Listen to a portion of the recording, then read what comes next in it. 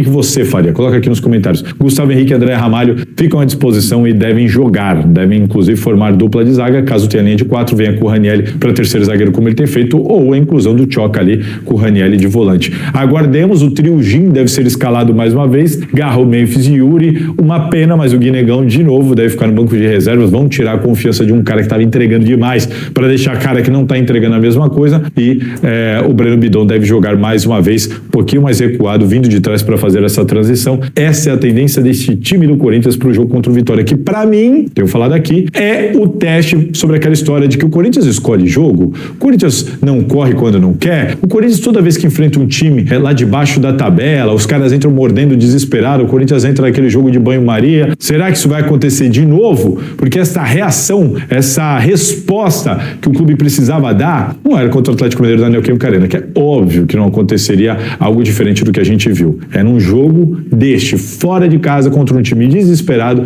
com o Corinthians em meio de tabela. Foi assim com o Juventude, foi assim com o Sport, foi assim com o Santos, foi assim com um monte de time, e vamos ver se vai ser assim com o Vitória. É ali que a gente vai ter que ver essa resposta sendo dada. Tá certo? Informação pra vocês, basicamente, sobre o time que deve ir a campo contra o Vitória. Diz aí o que vocês acham. Quem que você colocaria ali na ala direita, hein? Doído. Aí que dá, empresário Léo Maná, de graça. Uma das críticas em cima do Fabinho Soldado. De graça, pra ficar com o Félix Torres. É duro. Não que o Léo Maná seja o Cafu, né? Mas era uma opção. E é isso. E agora eu vou falar rapidamente sobre um assunto chato, mas que eu preciso tratar aqui com vocês.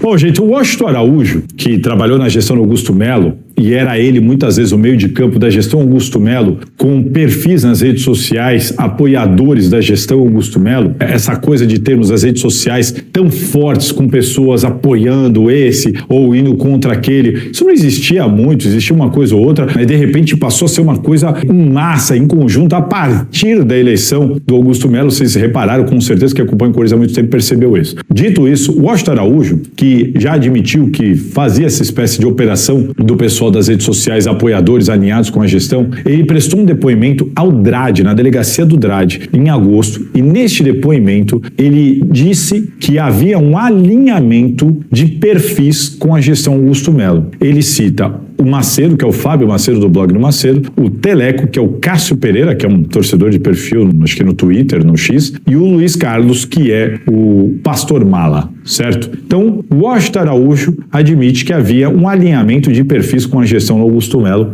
neste depoimento que ele deu no DRAD, tá certo? Isso acho que até foi divulgado pelo blog do Paulinho, também o blog do Paulinho publicou isso com mais detalhes e tudo mais, o blog do Paulinho que está sempre acompanhando de perto muito bem essas histórias todas. Dito isso, o que eu quero falar aqui com vocês? Eu quero explicar para você que me acompanha, que acompanha o meu trabalho na Gazeta, que me acompanha há muitos anos. Eu quero falar um pouquinho, rapidamente, sobre esse movimento, esse advento que tem acontecido no Corinthians, nos bastidores, e que tem gerado tantos e tantos atritos. Por quê? Basicamente, o que as pessoas têm que entender? As pessoas têm que entender o seguinte: tem muita gente que passou a acompanhar de maneira ferrenha, forte e tudo mais, o que acontece na política do Corinthians, principalmente, mais na política do Corinthians, a partir dessa gestão do Augusto Melo. Houve um empenho muito forte para que essas pessoas colaboraram, acreditaram, enfim, sei lá, trabalharam para o Augusto Melo se eleger. Houve muita fé depositada no Augusto Melo para se eleger. E essas pessoas passaram a viver intensamente essa parte de política do Corinthians para defender o então presidente eleito, recém-eleito ali, acreditando piamente nele, e passar a combater aqueles que falavam qualquer coisa contra a gestão. Se falasse contra a gestão do Augusto Melo, você apanhava a rodo nas redes sociais. Não podia falar contra a gestão do Augusto Melo, que essa turma vinha e agia contra aqueles que falavam qualquer coisa contra o Augusto Melo. Os jornalistas, portanto, passaram a ser muito atacados. Muitos jornalistas passaram a ser atacados. Cara, resumindo, vocês têm acompanhado, passou a existir um nós contra eles proposital, mas sempre de lá para cá. Você não vê a união de jornalistas contra alguém das redes sociais. Eu costumava falar que os jornalistas apanham em bando e se defendem sozinhos. Porque uma coisa tem nada a ver com outra. Não existe isso dos jornalistas se juntarem contra alguém, contra torcedores, contra opinião de rede social. Por quê? Porque o jornalista ele tem mais o que fazer. Não dá nem tempo de ficar dando muita atenção a isso tudo. Eu vou dar o meu exemplo, cara. Quando essas pessoas passaram a viver a política do Corinthians, cara, eu já tinha feito Copa América, 2 Copas do Mundo, fui setorista do São Paulo, fui setorista do Santos, trabalhei em site, trabalhei em televisão, em jornal impresso. Cara, atualmente, por exemplo, hoje eu vou cobrir a pauta do Flamengo, sexta eu tô no Corinthians, domingo eu tô no Palmeiras, último jogo do Santos eu tava na Vila Belmiro, eu tenho que entregar um VT sobre o maior campeão do mundo de xadrez, que eu fui entrevistá-lo recentemente, e assim vai. A gente não vive de Corinthians para o Corinthians ou só de informações do Corinthians. Essas pessoas, aparentemente, sim, elas estão focadas exclusivamente no Corinthians. E qual que vem um outro grande problema disso? Muitas dessas pessoas não sabem, não entendem, ou também não têm a capacidade técnica, intelectual, para entender, para compreender todo o trabalho jornalístico. Esse é um grande problema. Eu percebo muitas vezes as pessoas fazendo comentários sobre matérias completamente equivocados, mas completamente equivocados. E por falta de entendimento, por falta de conhecimento mesmo, por falta de olhar um texto, ler e não entender direito o que foi falado ou o que foi dito numa televisão. O caso agora, mais recente, o caso agora da apropriação indébita, o questionamento foi por que o clube não fez boletim de ocorrência naquele momento? O Pantaleão explicou que não fez boletim de ocorrência naquele momento por causa disso, daquilo, que na opinião dele ali ainda não tinha elementos para ter certeza de que houve apropriação indébita, então ele não poderia fazer um boletim de ocorrência sem aquela certeza naquele momento com o que tinha. Aí sai a história toda, o promotor bate na tecla, não, como assim não teve? Aí as pessoas dizem, você disse que não teve apropriação indébita. Não, eu não disse nada, eu trouxe a informação do porquê que o clube não fez um boletim de ocorrência, e foi por aquele motivo. Enfim, as pessoas não querem, muitas vezes não querem entender, e não tem capacidade muitas vezes para entender, ou usam da desonestidade intelectual para isso também. Isso tem sido muito comum, porque tem gente que não entende mesmo, tem gente que não quer entender. Para algumas pessoas é interessante que outro discurso, com outro viés, seja propagado. Esse é o ponto. Eu vou dar um outro caso. Eu não conhecia o Reis, do canal Tapa na Orelha. E aí uma vez, eu não consigo acompanhar, tenho muita coisa para fazer, uma vez me mandaram uma matéria que eu fiz sobre o caso do Igor com o Armando Mendonça naquela reunião que nós revelamos com exclusividade aqui na Gazeta Esportiva. E aí, ele fez algumas críticas lá, me mandaram, eu falei, cara, ele tá completamente equivocado, ele tá escrito na matéria, ou ele tá viajando. Eu arrumei o contato dele, entrei em contato com toda a educação do mundo, cara, você não se atentou, não é isso? Essa no jornalismo a gente faz assim, assado, por isso que não tem isso que você falou, porque eu não posso colocar, mas tem ali uma linha que você não percebeu, que diz, percebeu? Aí ele foi, logo em seguida me mandaram um trecho lá, dizendo que ele se retratou, falou, não, realmente, ele mostrou, então tudo bem. E tava lá no texto, cara, e não havia ali a capacidade, enfim, de entender o que estava exposto. Só que isso acontece com muita frequência. Agora, você já imaginou se eu ou qualquer outro jornalista for ficar dando satisfação para torcedor de rede social que entende algo errado? Pô, não dá, gente. Tem mais o que fazer, tenho família para criar e tudo mais. Enfim, dito isso, gente, é muito perceptível para todos vocês, muito perceptível para todos vocês, como eu passei a ser constantemente atacado por pessoas que apostaram todas as suas fichas no Augusto Melo. Então, assim, pessoas que dizem que querem o bem do Corinthians, será que elas querem o bem do Corinthians? Por quê? Porque essas pessoas acreditaram, elas tinham um lado, elas eram Augusto Melo, acreditavam no Augusto Melo. A partir do momento que eu apareço e com as denúncias, com o que estava acontecendo, com o que estavam fazendo com o Corinthians na gestão Augusto Melo, eu passei, não por acaso, passei a ser fortemente atacado nas redes sociais por essas pessoas, mas fortemente atacado por essas pessoas. Depois de 1 ano e meio, muitas dessas pessoas me pediram desculpa, admitiram que eu estava certo, mudaram, perceberam que o Augusto Melo realmente estava fazendo muita coisa errada, mas eu fiquei 1 ano e meio apanhando pra caramba de muitas dessas pessoas. E tem muita gente ainda que nutre, cara, internamente uma bronca, uma raiva,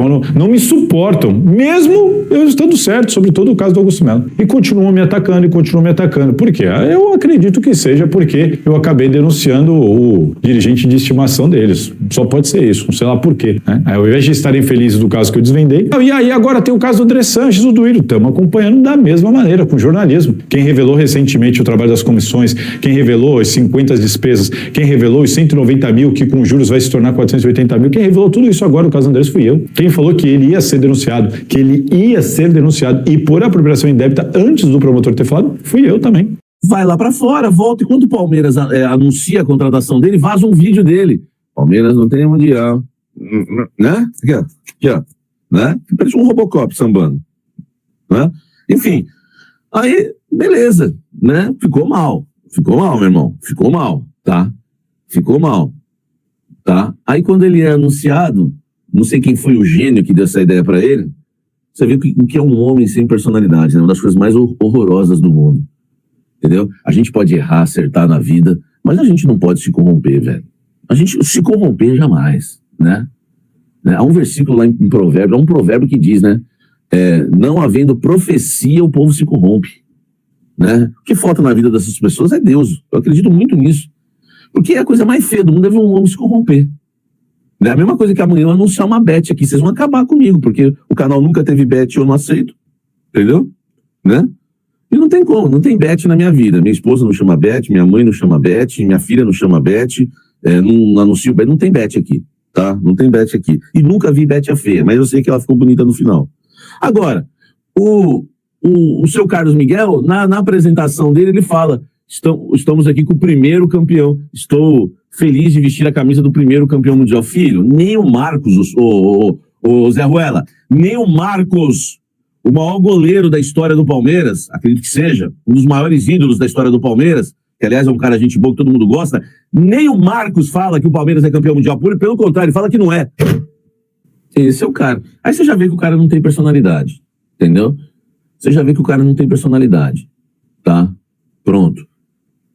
Né? Vê se tem algum vídeo meu aí falando que eu sou santista quando eu cobri o Santos 15 anos. Pô, você tem que ter personalidade, meu irmão. Né? Aliás, o que tem de palmeirense, santista, São Paulino cobrindo o Corinthians e falando que é corintiano, o que tem de corintiano cobrindo o Santos e falando que é santista, sabe, é uma coisa horrorosa, querendo se passar de torcedor. Faça o trabalho e nada mais. Eu fiz isso 15 anos no Santos. Tá cheio de corintiano cobrindo o Santos, fazendo que é santista. Pô, que coisa mais feia, velho.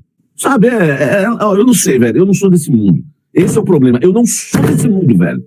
Você fica pagando pau, entendeu? Igual o cara, primeiro campeão mundial. Pô, meu irmão, você tinha falado no sambinha lá, né, todo Robocop lá no samba, lá, mexendo assim, que o Palmeiras não tinha mundial. Aqui, ó, pra vocês, aqui, ó. Eu tô corintiano, rapaz, tu não é, meu irmão. Entendeu? Agora. Entendeu, velho? Hein? Agora. Aí o cara, né, vamos, Carlinho, entra o Carlinho entrou.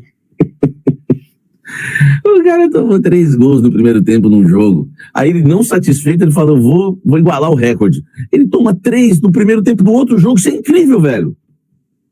É incrível. Mas assim, eu sou um cara... Eu sou um cara do bem, tá? Eu sou um cara do bem, né? Eu sou um cara do bem, então eu vou falar a real pra vocês. Eu procuro ver as coisas boas dessa vida, né? Ver o copo cheio, não o copo vazio, tá? Ó, esse copo aqui tá cheio ou vazio? Vamos ver. Vazio. Né? Agora, pô, o cara passou... O cara não tomou gol no segundo tempo do jogo contra o Flamengo e o cara não tomou nenhum gol no segundo tempo do jogo contra o LDU. Esse cara é brabo. Goleiro de segundo tempo igual ele não tem. Vocês são bobos, né, velho? O problema de vocês é que vocês gostam de criticar demais. Pô, meu irmão, é o melhor goleiro de segundo tempo, né? Que já se revelou aí, ó. Eu tô mentindo? Quantos gols ele tomou contra o Flamengo no segundo tempo? Eu quero que você me responda. Quantos gols? Responde aqui. Quantos gols ele tomou contra o Flamengo no segundo tempo? Quantos gols ele tomou contra a LDU, jogando, né, lá no Equador? Quantos gols ele tomou no segundo tempo? É o melhor goleiro de segundo tempo da história do futebol brasileiro. E vocês aí criticando o cara. Entendeu? É o melhor. Né? É o melhor, velho. É o melhor. Entendeu? E vocês aí falando mal do cara. Falando mal do cara. Entendeu? Vocês têm que, sabe, velho. O problema de vocês é isso. Entendeu? Ó, goleiro bom é esse aqui, que tá na capa da revista Placar, ó. Entendeu? Esse é bom. Esse é bom, tá? Esse é bom, meu irmão. Esse é bom. Isso aqui não é pipoca, não, tá? Outro dia, até do mal do Memphis, ele falou lá. Não tô querendo arrumar confusão, não. Ele não falou mal, ele discordou do Memphis, tá? Isso aí, ó. Sujeito homem. Entendeu? Esse é o nosso goleiro, da revista Placar. Entendeu? E entrevista top do Klaus, você não leu, leia, tá? Então, assim, pô, caiu a tampinha, lascou minha coluna agora pra pegar ali. Vem água, vem. Campos do Jordão, canalhas do frio. Então, gente, chega de falar, né? Chega de dar ibope pra Carlos Miguel, né? Chega de dar ibope pra Carlos Miguel, entendeu? Chega de dar ibope pra Carlos Miguel, tá? Sabe, próximo ano, quando a gente podia contratar o Quinones e o William da LDU, que acha, hein? Ah, cara, Coringão, né, velho? Poderia sim, mas fazer o quê, né? Carlos Miguel não ficou uma temporada na Europa, na estreia lá já entregou a paçoca. É o caso de um jogador grande, que a gente, pra mim, goleiro tem que ser grande.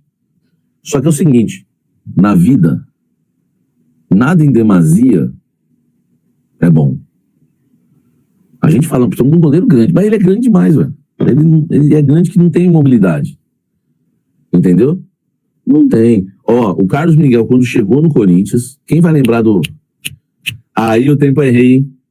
Só os das antigas do canal vão lembrar. Antes dele, da Fiel TT, começar a pedir, Carlos Miguel, vem, com você eu vou pro céu, né? Essa Fiel TT é ridícula. Eu lembro quando ele chegou no Corinthians, que ele era o terceiro goleiro, me falavam que ele era horroroso tecnicamente. Quem lembra disso? Que uma fonte me disse. Depois vieram até me cobrar. Pô, tua fonte não falou isso? Mas aí, o cara ficou acho que 3 anos lá, 2 anos, 3 anos quase trabalhando com o Cássio. Acho que ele aprendeu alguma coisa, né? Com o preparador de goleiros bom, né, que a gente tinha. O Cássio, né, ali no dia a dia, dando dicas.